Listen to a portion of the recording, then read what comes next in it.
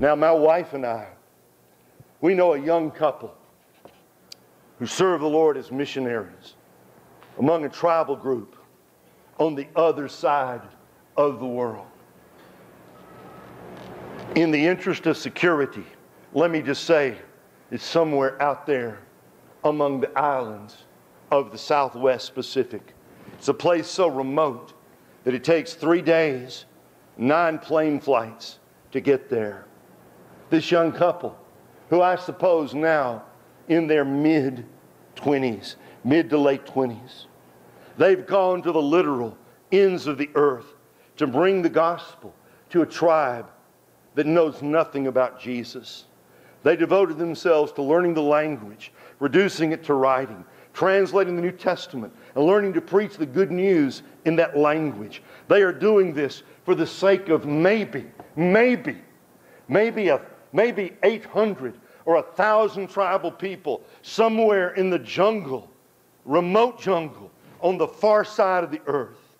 Recently, they had their first baptismal service and have established the first church of any kind among that tribal group. 10 years ago, there were no believers there because no one had ever gone back into the jungle to reach them. Now, there's a functioning church, and they have a good part of the New Testament already translated. Now, here is where that story takes an unusual turn.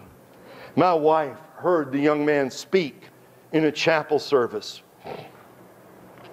He mentioned that nearby, that is, on that remote island where they've gone to reach that group, nearby on that same island, down the valley and up the mountain, maybe down a little ways from there, there's a neighboring related tribal group, speaks a similar but not identical language.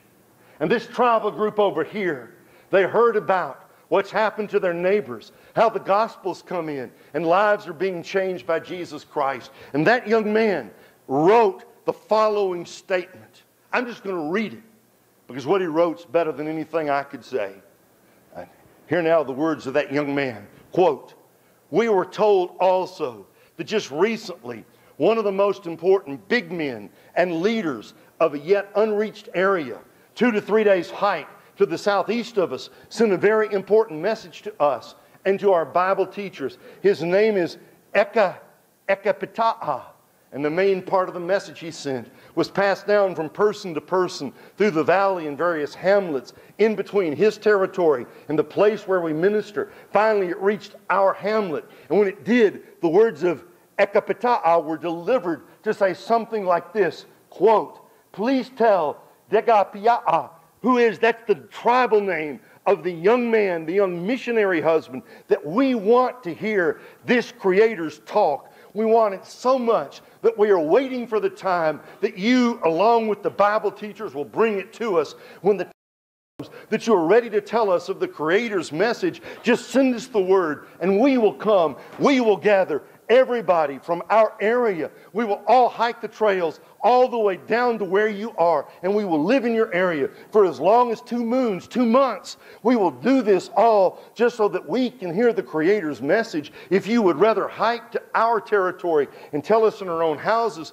we will wait for you here. When you come, we will provide everything you need, including food, so that you can live among us. We will provide for you so that you can stay, and we can finally hear this big message. We want to hear this message, and we even now wait for the day that you can teach it to us. These are the words of Ekapita'a.